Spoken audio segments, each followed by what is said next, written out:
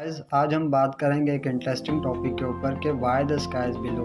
कि आसमान जो होता है वो ब्लू ही क्यों नज़र आता है, किस वजह से, इसकी क्या वजह है? कभी आपने सोचा है? चलें मैं आपको बताता हूँ। इसकी वजह ये होती है कि ज़्यादातर लोग ये सोचते हैं कि हमारी जो सन की लाइट होती है वो वाइट होती है, बल्कि ऐसा नहीं होता।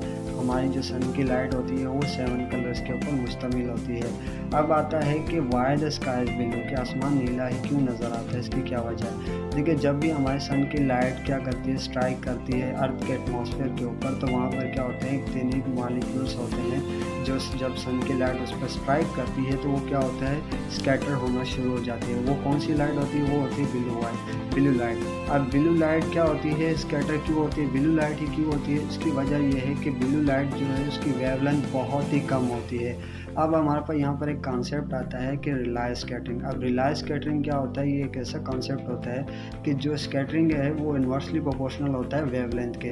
अगर किसी भी लाइट की वेवलेंथ जितनी ज़्यादा कम होती है वो इतना ही स्कैटर होना शुरू हो जाता है, मतलब फैलना शुरू हो जाता है। तो इस वजह से हमारा जो आसमान है या जो स्काई है वो ब्लू नज़र आता है। जब हमारे आपने देखा है कि दोपहर के टाइम क्या होता है, जब हमारा सन जो है वो हमारे सर के ऊपर होता है वो ज़्यादा ब्लू नज़र आता है। इसकी क्या वजह है? क्योंकि उसका वेवलेंथ बहुत कम होती है, तो इस वजह से हमारा आसमान जो है वो ब्लू नज़र आता है। अब अगर हम शाम की बात करें, जैसे हमारे पास शाम के अंदर क्या होता है, सन जो होता है वो हमारे एटमॉस्फेयर से दूर चला जाता है। इस वजह से क्या होता है, हमारा स्काई जो रेड और ऑरेंज नज़र आता है। तो ये वजह होता है कि आसमान जो है ब्लू ही क्यों होता है।